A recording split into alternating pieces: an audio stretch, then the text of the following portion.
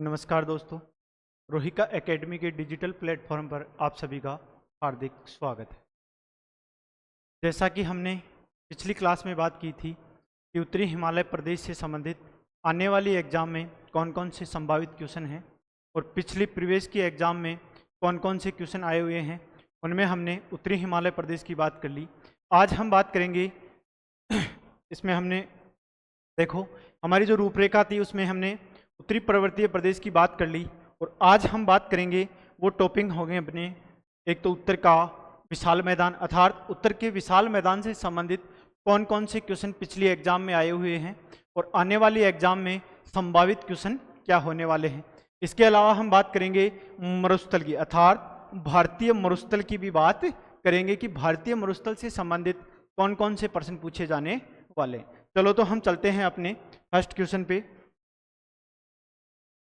तो देखो हम गंगा के मैदान की या उत्तर के विशाल मैदान की बात करने से पहले कुछ थोड़ी सी बातें अर्थात तथ्य इसमें हम लिख लेते हैं। जैसे उत्तर का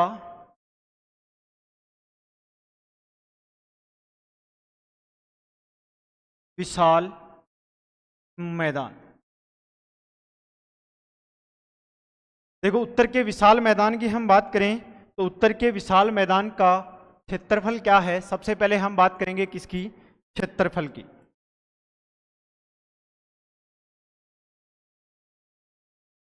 तो नंबर अपना 1 पॉइंट कौन सा हो जाएगा, क्षेत्रफल। तो देखो उत्तर के विशाल मैदान का क्षेत्रफल है 7.5 लाख वर्ग किलोमीटर। कितना है, 7.5 लाख वर्ग किलोमीटर। और कहीं कहीं यह आपको देखने को मिल सकता है 7 लाख वर्ग किलोमीटर। इसके अलावा दूसरा कौन सा तथ्य इंपॉर्टेंट होता है, अब हम बात करते हैं इसके विस्तार की। इसकी बात करते हैं विस्तार की। तो देखो इसकी विस्तार की बात करें तो इसका विस्तार सिंधु नदी से लेकर सिंधु से ब्रह्मपुत्र के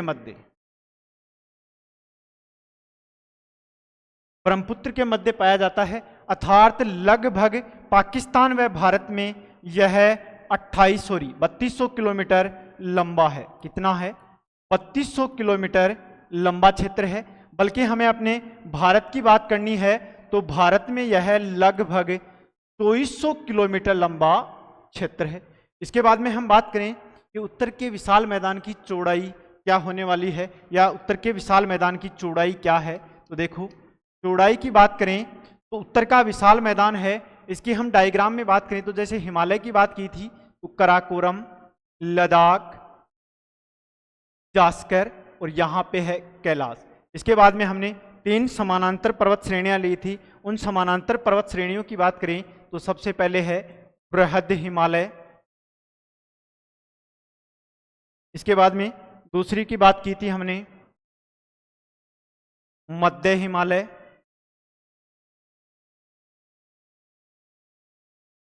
इसके बाद में तीसरे की हमने बात की थी तो तीसरी की बात करें तो तीसरा है शिवालिक हिमालय। कौन सा है, शिवालिक हिमालय। अब देखो ये तो हो गया उत्तरी पर्वतीय प्रदेश।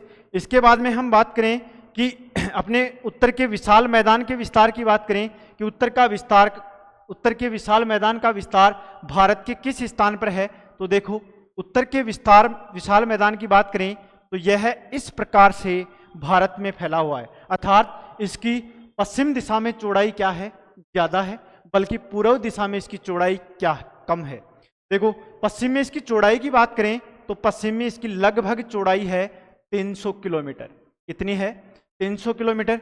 जबकि पूर्व में इसकी चौड़ाई की बात करें तो पूर्व में इसकी चौड़ाई कितनी है, 150 किलोमीटर। कितनी है, 150 किलोमीटर। अर्थात पश्चिम से पूर्व की ओर हम उत्तर के विशाल मैदान में चलते हैं तो इसकी चौड़ाई धीरे धीरे क्या होती जाती है, कम होती जाती है। इसके बाद में हम बात करें कि इसकी उत्पत्ति किस काल में हुई। किसकी बात करेंगे, उत्पत्ति की। तो देखो इसकी उत्पत्ति हुई थी प्लेस्टोसीन काल में। किस काल में, प्लिस्टो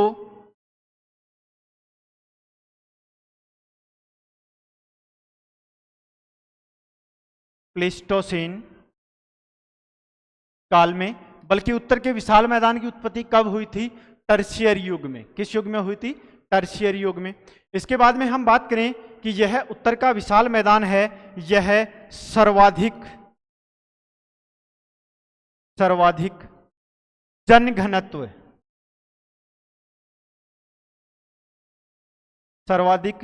जनघनत्व वाला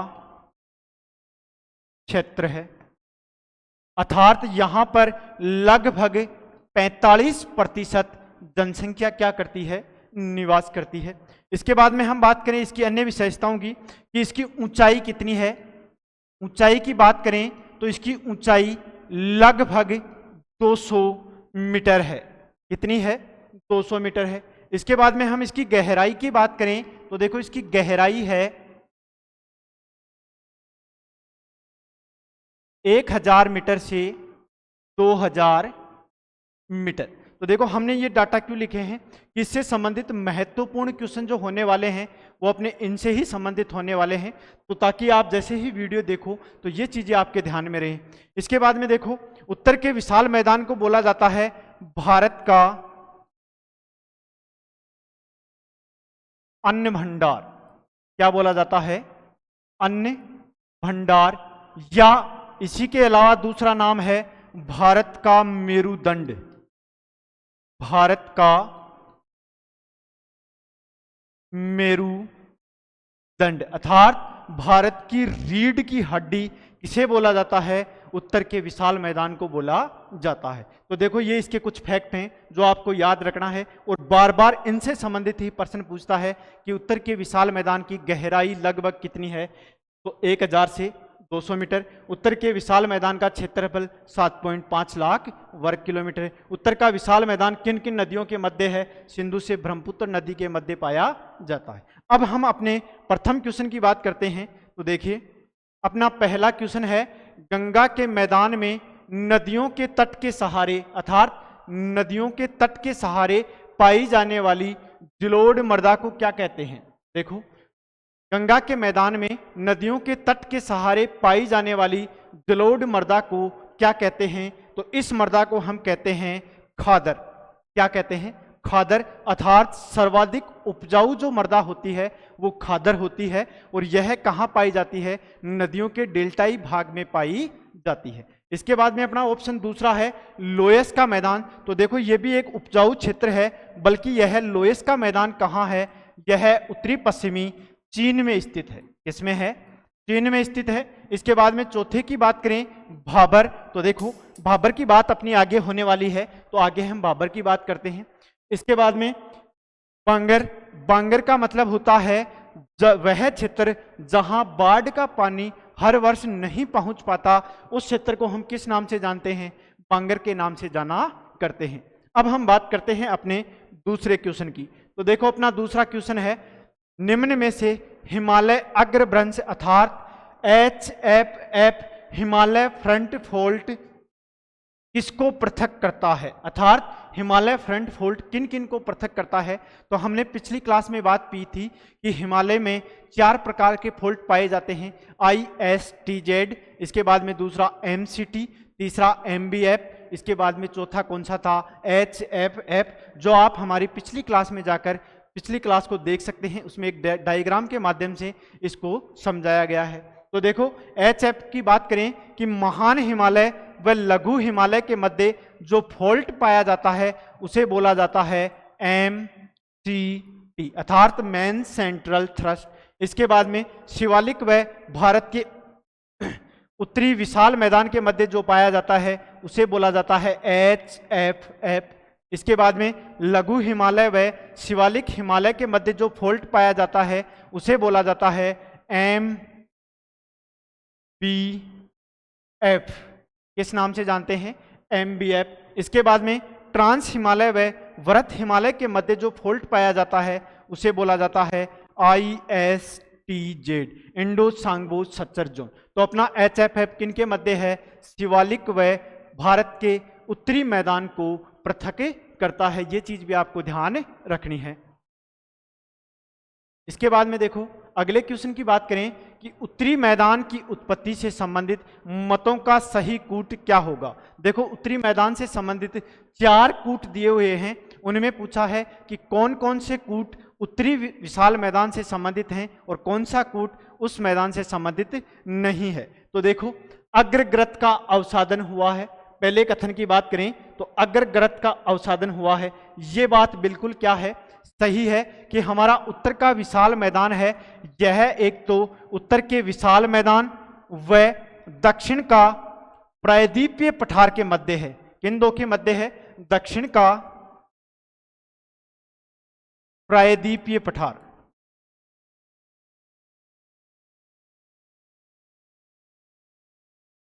और ऊपर कौन सा है? हिमालय पर्वत। तो देखो इन दोनों के मध्य है और जैसे ही हिमालय की उत्पत्ति हुई तो यहां एक ग्रत का निर्माण हो गया। तो ये बात क्या हो गई कि अग्रग्रत का अवसादन है, अर्थात यहां जो ग्रत बनी और हिमालय से आने वाली नदियां अपने द्वारा जो भी अवसाद लेकर आई उनको कहां पे छोड़ती गई? इस गर्त में छोड़ती गई। तो यहां किसका निर्माण हो गया? उत्तर के विशाल मैदान का निर्माण हो गया। तो ये बात अपनी क्या है? बिल्कुल सही है। इसके बाद में दूसरे की बात करें कि भृंश घाटी का परिपूर्ण होना। अभी मैंने बात की कि प्रायद्वीपीय पठार भी ऊंचा है और हिमालय पर्वत भी ऊंचा है और इन दोनों के मध्य एक घाटी पाई जाती थी, अर्थात यह घाटी का भी परिपूर्ण है, अर्थात 2 नंबर की बात भी क्या है? सही है। इसके बाद में तीसरे की बात करें, जलोढ़ मृदा का विस्तार पाया जाता है, ये बात भी क्या है? सही है। और मैंने पीछे वाले क्वेश्चन में बताया कि जहां जलोढ़ मृदा पाई जाती है वहां सर्वाधिक उपजाऊपन वाला क्षेत्र होता है और इस क्षेत्र का निर्माण भी किसके द्वारा हुआ है? नदियों द्वारा लाए गए अवसाद से, जिसे बोला जाता है जलोढ़ मैदान। तो ये बात भी अपनी क्या हो जाएगी? सही हो जाएगी। इसके बाद में तेथिस सागर के अवशिष्ट के रूप में, देखो ये बात भी क्या हो जाएगी? बिल्कुल सही होगी। और मैंने पिछली क्लास में बात की थी कि हिमालय पर्वत का निर्माण किसके स्थान पर हुआ है? तेथिस सागर के स्थान पर हुआ है और तेथिस सागर का दक्षिणी भाग में भी तेथिस सागर के अवशेष पाए गए। यहाँ गरत हो गई, गरत में नदियों द्वारा अवसाद लाया गया और यहाँ किसका निर्माण हो गया? उत्तर के विशाल मैदान का निर्माण हो गया। अर्थात हमारा उत्तर का विशाल मैदान व भारत का मरुस्थल दोनों ही किसके अवशेष हैं? दोनों ही हैं तेथिस सागर के अवशेष हैं। तो देखो अपना ऑप्शन नंबर 4 क्या हो जाएगा? करेक्ट आंसर हो जाएगा। अब हम बात करते हैं नेक्स्ट क्वेश्चन की। तो देखो नेक्स्ट क्वेश्चन की हम बात करें कि निम्न कथनों पर विचार कीजिए, अर्थात यहां पर 2 कथन दिए हुए हैं। उन 2 कथनों की बात करें कि हिमालय क्षेत्र में नदियों द्वारा अचानक ढाल में कमी होने से कंकड़ पत्थर के रूप में जमी मेखला क्या कहलाती है। अर्थात मैंने क्या बात की कि यह हिमालय पर्वत श्रृंखला है और यहां से कोई भी नदी निकल के आई और नदी निकलने के बाद में यह धीरे धीरे धरातल पर प्रवाहित होने लगी और हिमालय से निकलकर आने के साथ साथ इसके साथ क्या क्या आए? कंकड़, पत्थर, बजरी आदि अवशिष्ट पदार्थ आए जो यहाँ हिमालय की तलहटी में क्या हो गए? जमा हो गए। तो ये बात किस क्षेत्र के लिए बोल रहा है उसकी हम आगे बात करते हैं। दूसरी बात करें कि बजरी के संस्तर लगभग नदी घाटी के समानांतर पाए जाते हैं। ये बात भी क्या है? सही है कि जैसे जैसे नदी प्रवाहित होती है वैसे वैसे बजरी, कंकड़, पत्थर के संस्तर पाए जाते हैं। अर्थात हिमालय की तलहटी में मोटे कंकड़ पत्थर पाए जाएंगे और जैसे जैसे नदी आगे प्रवाहित होती जाएगी तो इन कंकड़ पत्थरों का आयतन क्या होता जाएगा? धीरे धीरे कम होता जाएगा, अर्थात नदी के संस्तर पाए जाते हैं और लास्ट में जो नदी डेल्टा बनाती है वहां गाद के रूप में पाई जाती है। तो देखो ये दोनों बातें सही हैं और यह किसके लिए लागू होती हैं? तो देखो ये दोनों बातें भाबर प्रदेश के लिए लागू होती हैं। ये बात भी अपनी क्या हो जाएगी? सही, अर्थात दोनों कथन क्या हो गए? सही। अब हम बात करते हैं नेक्स्ट क्वेश्चन की।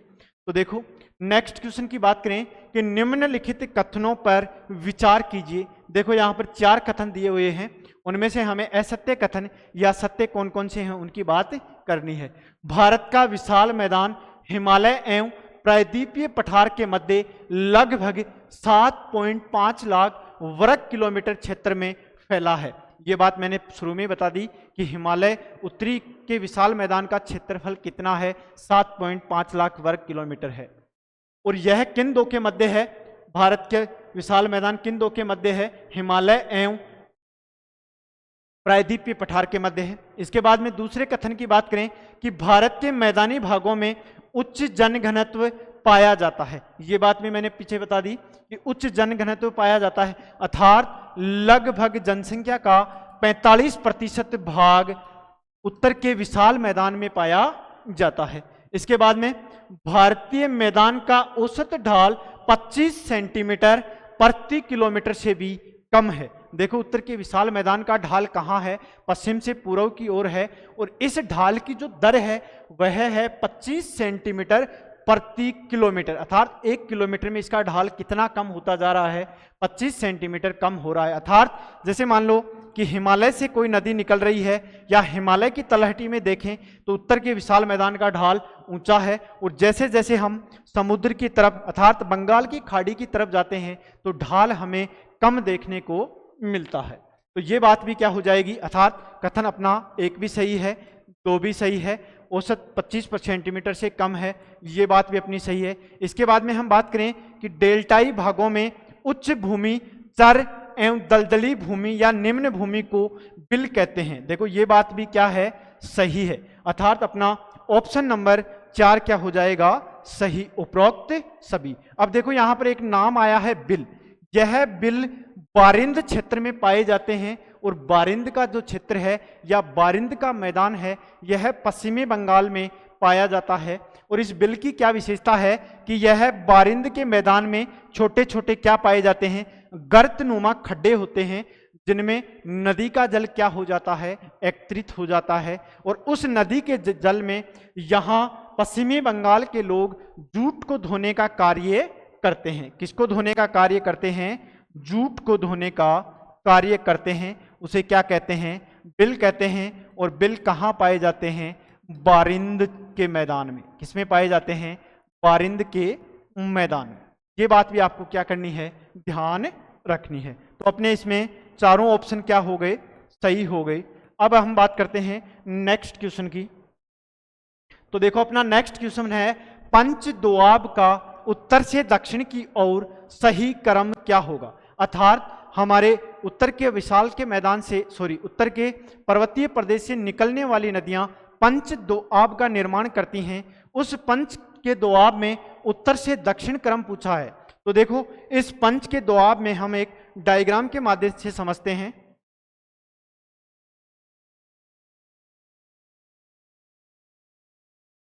देखो सबसे उत्तर में एक नदी निकलती है मानसरोवर झील से, उस नदी का नाम है सिंधु नदी। कौन सी नदी है? सिंधु नदी। और यही मानसरोवर झील से एक नदी और निकलती है, उस नदी का नाम है सतलज नदी। कौन सी है? सतलज नदी। इसके बाद में इसके दक्षिण में एक नदी और निकलती है सिंधु के दक्षिण में, उस सिंधु के दक्षिण में जो नदी निकलती है उस नदी का नाम है झेलम नदी। कौन सी है? झेलम। इसके बाद में इसके दक्षिण में जो नदी निकलती है उस नदी का नाम है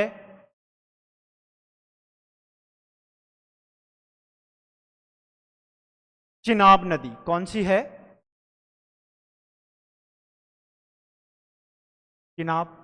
और चिनाब के दक्षिण में एक नदी निकलती है, उस नदी का नाम है व्यास नदी। कौन सी नदी? व्यास नदी।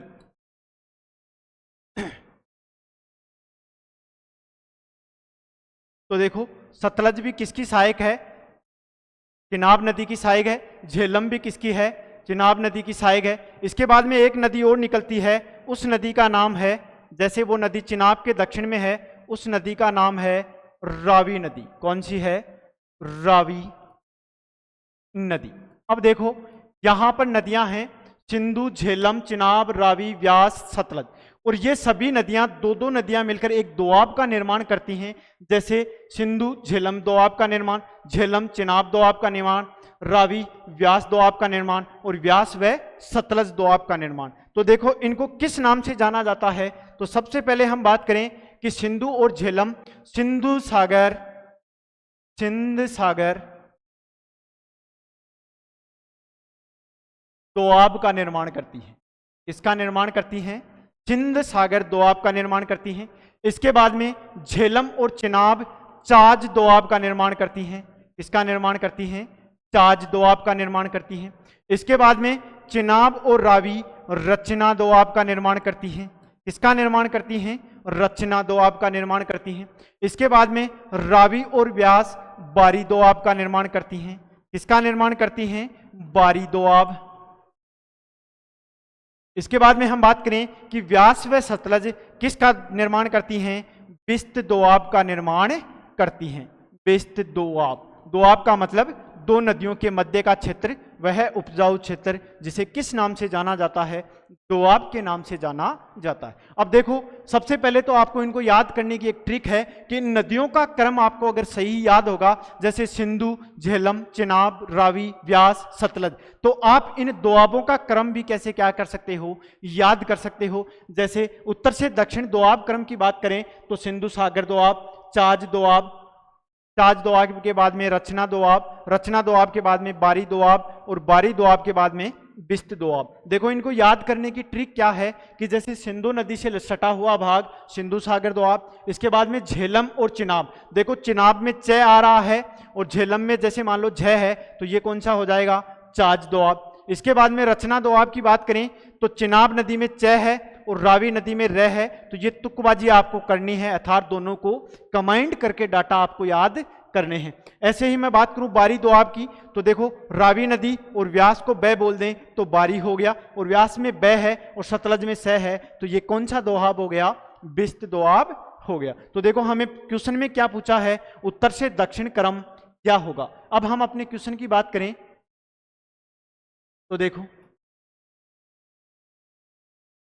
पंच दोआब का उत्तर से दक्षिण क्रम क्या होगा, तो देखो सबसे पहले क्या आएगा पंच दोआब में, सिंधु सागर दोआब, इसके बाद में चाज दोआब, इसके बाद में रचना दोआब, इसके बाद में बारी दोआब और इसके बाद में बिस्त दोआब, अर्थात ऑप्शन नंबर 3 अपना करेक्ट आंसर होगा। इसके बाद में देखो, इसका जस्ट उल्टा दिया हुआ है, बिस्त दोआब, बारी दोआब, रचना दोआब, चाज दोआब और सिंधु सागर दोआब। यह क्रम दक्षिण से उत्तर की ओर है, बल्कि हमें प्रश्न में क्या पूछा है, उत्तर से दक्षिण की ओर, ये बात भी आपको ध्यान रखनी है। इसके बाद में हम बात करें अगले क्वेश्चन की, तो देखो बारिंद का मैदान कहाँ स्थित है।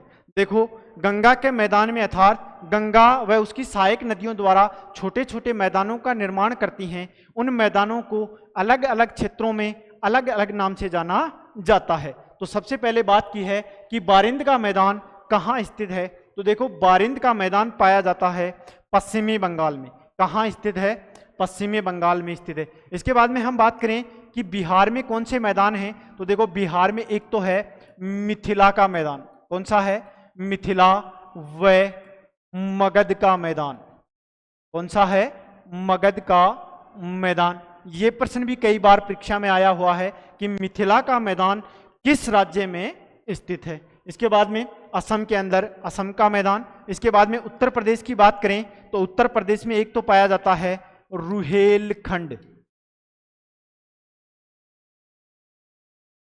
और इसी के साथ दूसरा है अवध का मैदान, कौन सा है, अवध का मैदान। यह प्रश्न भी आपको ध्यान रखना है कि अगला पूछ सकता है कि अवध का मैदान किस राज्य में स्थित है, या सुमिलित करा लेगा, 4 राज्य दे देगा और 4 मैदान दे देगा और दे देगा कि निम्नलिखित को सुमेलित कीजिए। इसके बाद में हम अगले क्वेश्चन की बात करें तो अपना अगला क्वेश्चन है भारतीय मरुस्थल किस भौतिक प्रदेश का भाग है।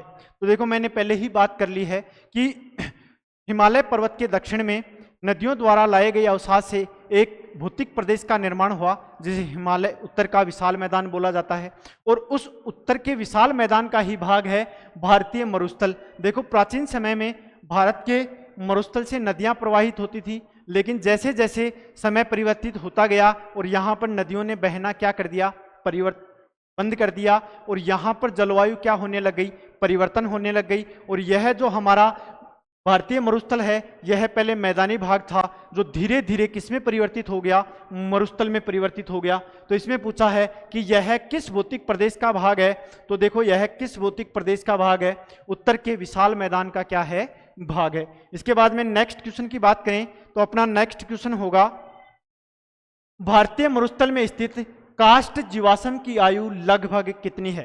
कि जैसे मान लो कि हमारी जलवायु परिवर्तित हुई और 33 सागर के स्थान पर थार के मरुस्थल व उत्तर के विशाल मैदान का निर्माण हुआ, वहां पर परत दर परत अवसाद जमते गए और उन अवसादों में काष्ठ जीवाश्म पाए गए। उन जीवाश्मों की लगभग आयु की बात करें तो लगभग वह आयु पाई जाती है 18 करोड़ वर्ष पूर्व। कितने वर्ष पूर्व? 18 करोड़ वर्ष पूर्व। इसके बाद में नेक्स्ट क्वेश्चन की बात करें तो नेक्स्ट क्वेश्चन है निम्न में से कौन सा राज्य या केंद्र शासित प्रदेश सिंधु एवं गंगा नदी के मध्य जल विभाजक का कार्य करता है। तो देखो जल विभाजक का मतलब होता है कि वह क्षेत्र जहां से निकलने वाली नदियां दो अलग अलग क्षेत्रों में जाती हैं, उस क्षेत्र को बोला जाता है जल विभाजक का क्षेत्र। तो देखो जल विभाजक वाला जो क्षेत्र है वो आएगा अपना हरियाणा व दिल्ली। ऑप्शन नंबर 4 क्या हो जाएगा? हरियाणा व दिल्ली। तो यह कौन सा क्षेत्र है? जल विभाजक।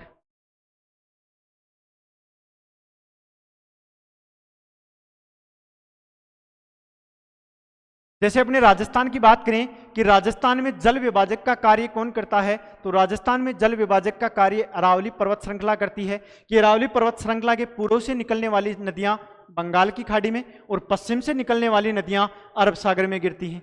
वैसे ही प्रायद्वीपीय पठार की बात करें कि जल विभाजक का कार्य कौन करता है, तो प्रायद्वीपीय पठार में जल विभाजक का कार्य पश्चिमी घाट पर्वत श्रृंखला करती है कि पश्चिमी घाट पर्वत श्रृंखला के पूर्व से निकलने वाली नदियां बंगाल की खाड़ी का अवशेष हैं और इसी के साथ पश्चिम में निकलने वाली नदियां अरब सागर में गिरती हैं। ये बात भी आपको ध्यान रखनी है। तो यह जल विभाजक वाला जो क्षेत्र है ये कौन सा है? हरियाणा व दिल्ली, अर्थात यह ऊपर उठा हुआ भाग है। इसके बाद में नेक्स्ट क्वेश्चन की बात करें तो अपना नेक्स्ट क्वेश्चन होगा रेह एवं कल्लर किससे संबंधित हैं। देखो सबसे पहले तो मैं आपको बता दूं कि रेह व कल्लर क्या होता है। कि जैसे मान लो कि कोई क्षेत्र है और उस क्षेत्र में आप बार बार सिंचाई कर रहे हो और सिंचाई के द्वारा हमारी धरातल के अंदर जो चूना पदार्थ पाए जाते हैं वह धीरे धीरे केशिकाकर्षण विधि द्वारा ऊपर आते हैं और ऊपर आकर हमारे धरातल पर एक नमकीन अर्थात नमकीनी परत भिज जाती है। उसे किस नाम से जाना जाता है?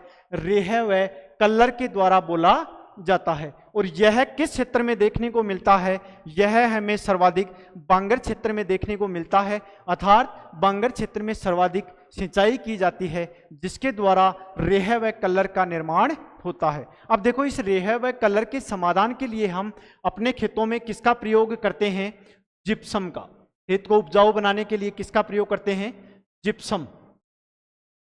ये बात भी आपको ध्यान रखनी है। और यह जैसे चूना पत्थर या जो लवणीय पदार्थ हैं वो धरातल पर किस विधि द्वारा आते हैं? केशिकाकर्षण विधि अर्थात कैपिलरी एक्शन। ये बात भी आपको ध्यान रखना है और ये प्रश्न भी कई बार पूछा गया है। इसके बाद में हम नेक्स्ट क्वेश्चन की बात करें कि नेक्स्ट क्वेश्चन शिवालिक पहाड़ियों के मैदानी भागों में अपर्दन द्वारा निर्मित गड्ढे कहलाते हैं। देखो अपर्दन द्वारा जो निर्मित गड्ढे होते हैं वो क्या कहलाते हैं? चोस कहलाते हैं। कि जैसे मान लो कि यह हमारी शिवालिक पर्वत श्रृंखला है और यहां से एक नदी निकलती है सतलज नदी, और यह सतलज नदी पंजाब में प्रवाहित होती हुई पाकिस्तान में सिंधु नदी से मिलती है। अब देखो इस सतलज नदी के मैदानी भाग में छोटे छोटे गर्त नुमा क्या बन जाते हैं? गड्ढे बन जाते हैं। उन गड्ढों को किस नाम से जाना जाता है? उसे बोला जाता है चोस। किस नाम से बोला जाता है? चोस बोला जाता है। और यह चोस हमें सर्वाधिक देखने को मिलते हैं पंजाब के होशियारपुर में। पंजाब के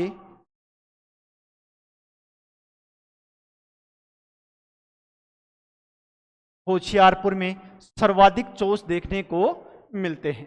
इसके बाद में हम बात करें रेह की, अपनी बात हो गई। बेट की हम बात करें तो देखो बेट क्या होता है? इसी सतलज के मैदान में नवीन मृदा का विस्तार क्या कहलाता है? बेट। जबकि पुरानी मृदा का क्या विस्तार क्या कहलाता है? घाया। अर्थात नवीन जलोढ़ मृदा क्या कहलाती है? बेट। इसके बाद में हम बात करें कि घाया, एक शब्द और आता है कि घाया क्या होता है? तो सतलज के मैदान में पुरानी जलोढ़ मृदा का मैदान क्या कहलाता है? घाया। पुरानी जलोढ़ मृदा, नवीन जलोढ़ मृदा बेट कहलाती है और पुरानी जलोढ़ मृदा क्या कहलाती है? घाया कहलाती है।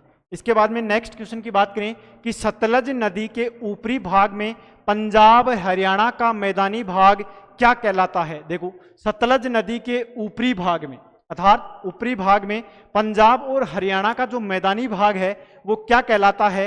वो कहलाता है मालवा का मैदान। देखो, बारिंद की हमने बात कर ली, कहाँ पाया जाता है? वेस्ट बंगाल में। मिथिला की बात हमने बात की तो मिथिला का मैदान कहाँ पाया जाता है? बिहार में।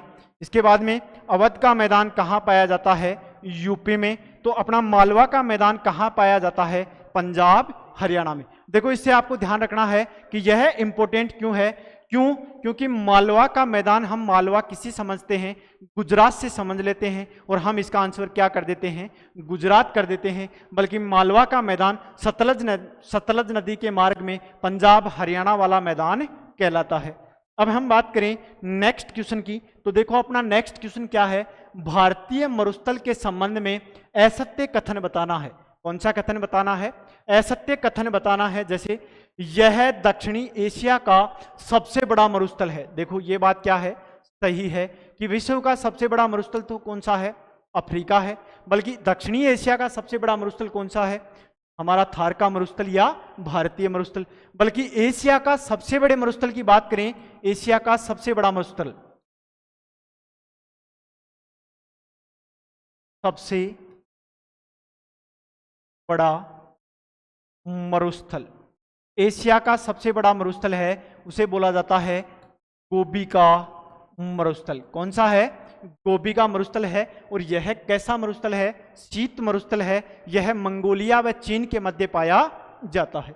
इसके बाद में अगले कथन की बात करें कि इस मरुस्थल की सबसे लंबी नदी कौन सी है? लूणी है। ये बात भी सही है कि इस मरुस्थल की अर्थात हमारे राजस्थान में इस मरुस्थल की सबसे लंबी नदी, या भारत में भी इस मरुस्थल की बात करें तो सबसे लंबी नदी लूणी है। और लूणी नदी का उद्गम कहाँ से होता है? अजमेर से होता है। और इस नदी का विलीन कहाँ पर होता है? कच्छ के रण में जाकर गिरती है और यह पश्चिमी राजस्थान से प्रवाहित होती है। इसके बाद में हम बात करें कि इस मरुस्थल की उत्पत्ति मेसोजोइक अर्थात मध्यजीवी कल्प के समय यह भाग तेथिस सागर का हिस्सा था। क्या बात है कि मेसोजोइक या मध्यजीवी कल्प के समय यह भाग अर्थात थार का मरुस्थल किसका अवशेष था? तेथिस सागर का अवशेष था। अर्थात थार के मरुस्थल के स्थान पर तेथिस सागर का निर्माण पाया जाता था। ये बात भी अपनी क्या हो जाएगी? सही होगी। दूसरी बात भी सही है, तीसरी भी सही है। चौथी बात की बात करें कि इस मरुस्थल का विस्तार भारत में 65% व पाकिस्तान में 35% है। देखो, ये बात क्या हो जाएगी? गलत हो जाएगी। क्यों? क्योंकि भारत में इसका विस्तार कितना है? भारत में इसका विस्तार 85% और पाकिस्तान में इसका विस्तार कितना है? 15%।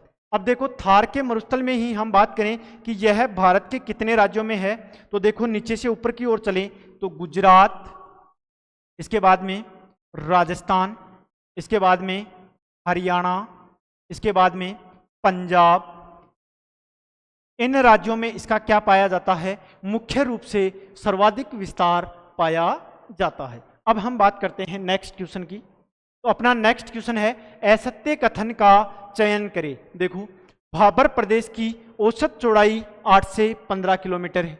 ये बात भी सही है। इसके बाद में तराई प्रदेश की औसत चौड़ाई 10 से 20 किलोमीटर है। ये बात भी बिल्कुल क्या है? सही है। इसके बाद में भूड़ स्थलाकृतियां भाबर प्रदेश में पाई जाती हैं। इसको छोड़ते हैं एक बार। इसके बाद में डेल्टाई प्रदेश का सर्वाधिक विस्तार पश्चिमी बंगाल में पाया जाता है। ये बात भी बिल्कुल सही है, क्योंकि जहां नदियां जाकर गिरती हैं वहां डेल्टा का निर्माण करती हैं और वह सर्वाधिक डेल्टा का निर्माण पश्चिमी बंगाल राज्य में करती हैं। अब हम अपने ऑप्शन नंबर 3 पे आते हैं कि भूड़ स्थलाकृतियां भाबर प्रदेश में पाई जाती हैं। ये बात बिल्कुल क्या है? गलत है, क्योंकि भूड़ स्थलाकृतियां बांगर प्रदेश में पाई जाती हैं। किस प्रदेश में पाई जाती हैं? बांगर प्रदेश में पाई जाती हैं। और देखो बांगर प्रदेश में कैसे पाई जाती हैं कि जैसे मान लो बांगर प्रदेश में कोई क्षेत्र है और यह क्षेत्र भौतिक अपक्षय के द्वारा इस क्षेत्र का अपरदन हो जाता है, अर्थात यहाँ की मिट्टी उड़कर किसी दूसरे स्थान पर चली जाती है।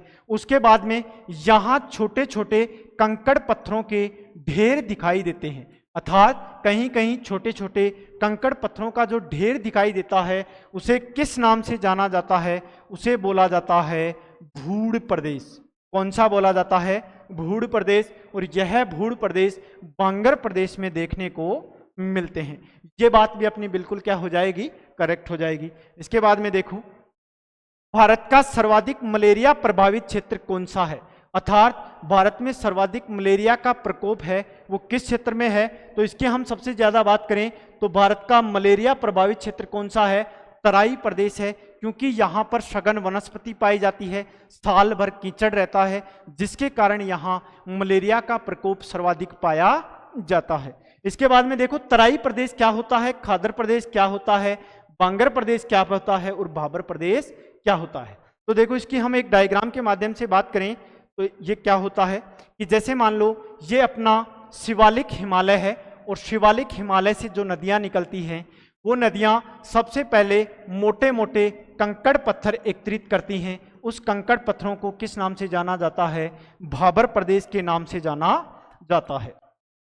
तो ये प्रदेश क्या कहलाएगा? भाबर प्रदेश। अर्थात जहां पर मोटे मोटे कंकड़ पत्थर पाए जाते हैं हिमालय की तलहटी में, उस प्रदेश को भाबर प्रदेश कहा जाता है। ये क्या है? भाबर प्रदेश। देखो इनसे संबंधित भी क्वेश्चन पूछता है। इसके बाद में देखो जैसे ही ये नदियां यहां पर इन पत्थरों में विलुप्त हो जाती हैं और इसके दक्षिण में छोटे छोटे कंकड़ पत्थरों का जो ढेर पाया जाता है, अर्थात इनसे छोटे होंगे, उन्हें बोला जाता है तराई प्रदेश। और तराई प्रदेश की दूसरी विशेषता है कि भाबर प्रदेश में विलुप्त हुई नदियां पुनः धरातल पर दिखाई देती हैं, उस प्रदेश को बोला जाता है तराई प्रदेश। किस नाम से जाना जाता है? तराई प्रदेश।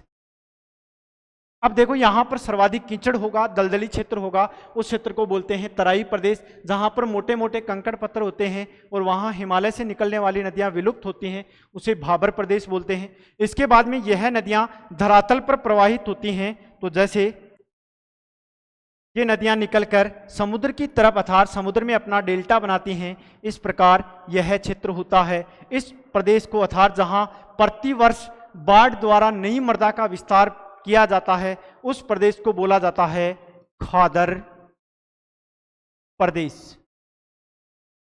इसके अलावा जैसे ये क्षेत्र हो गया, इसमें पहले तो नदियों द्वारा क्या लाया जाता था? नवीन जलोढ़ मृदा का विस्तार किया जाता था, लेकिन वर्तमान में इस क्षेत्र में नदियों द्वारा जलोढ़ मृदा का विस्तार नहीं किया जाता। इस प्रदेश को बोला जाता है बांगर प्रदेश। किस नाम से जाना जाता है? बांगर प्रदेश। और ये भी कौन सा है? बांगर प्रदेश। और जहां नदियां अपना डेल्टा बनाती हैं उस क्षेत्र को बोला जाता है डेल्टाई प्रदेश। तो देखो इस चीज को ध्यान रखना है, 4 प्रकार की स्थलाकृतियां बनती हैं, भाबर प्रदेश, तराई प्रदेश, बांगर प्रदेश और खादर प्रदेश। और जहां नदियां डेल्टा बनाती हैं उस प्रदेश को बोला जाता है डेल्टाई प्रदेश। ये चीज भी आपको ध्यान रखनी है। तो देखो आज हमने 15 क्वेश्चन की बात की, उनमें हमने हिमालय अर्थात उत्तर के विशाल मैदान से संबंधित और थार के मरुस्थल से संबंधित कौन कौन से संभावित क्वेश्चन बन सकते हैं उन क्वेश्चनों की बात की, और उन क्वेश्चनों में हमने संपूर्ण चैप्टर को कवर करने की कोशिश की है।